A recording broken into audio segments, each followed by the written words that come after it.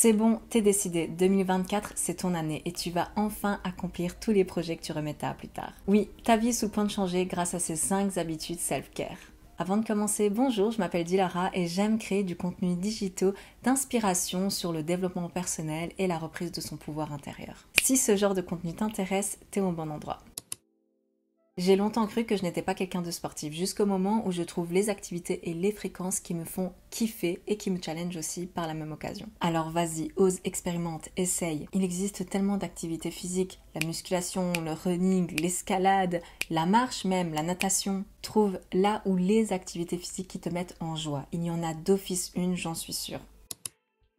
La visualisation est l'outil principal qui me permet de gérer la frustration ou toutes les émotions perçues comme étant négatives. Qui veux-tu être? Que veux-tu accomplir? Quel mode de vie veux-tu vivre? La visualisation permet de nous connecter à la partie de nous la plus haute, ou du moins à nos désirs. Elle permet d'améliorer ton humeur et de te redonner la foi, de trouver l'inspiration et de nouveaux élans créatifs, de conditionner ton cerveau à chercher, trouver, créer de nouvelles opportunités. Si tu es capable de le visualiser, tu es capable de le matérialiser tant que tu passes à l'action. Pour le petit combo bien-être et visualisation, je te suggère de réciter des affirmations positives qui te font vibrer. Alors il existe des vidéos disponibles gratuitement sur internet avec des séries d'affirmations positives, des phrases à réciter, mais sur le long terme, je te suggère vraiment de créer les tiennes.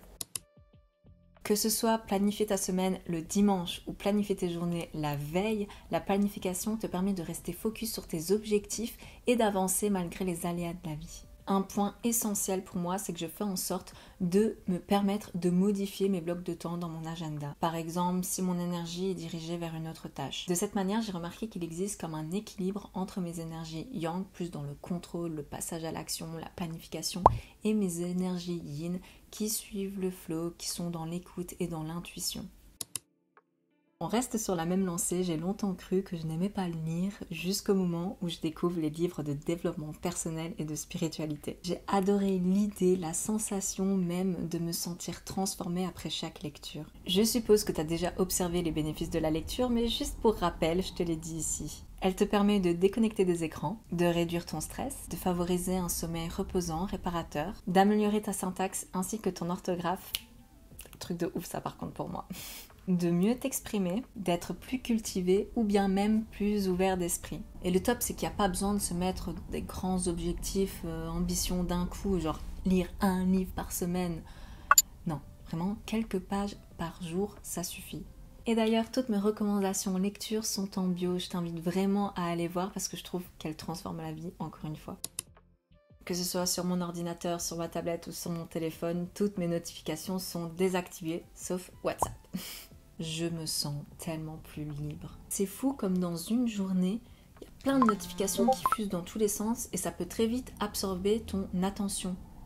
Sauf que bout à bout, toutes ces minutes représentent de précieuses heures qu'on pourrait consacrer à notre évolution intérieure.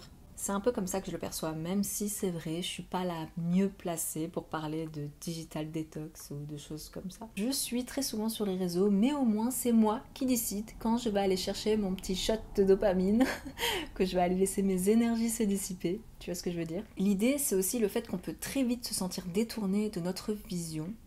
Et la reprise de son pouvoir intérieur, ça passe aussi par ça, par le fait de contrôler là où on dirige notre intention. Rien que le fait de le conscientiser, c'est déjà un grand pas. C'est pour ça que ce genre de vidéos, voilà, j'aime les faire, j'aime les écouter, c'est super. Voilà, j'espère que mes mots t'auront inspiré à créer ta vie de rêve. Oui, rien que ça. Abonne-toi pour plus de contenu de ce type et pour plus de soutien, tu peux liker, commenter, partager, c'est que du love. Ciao!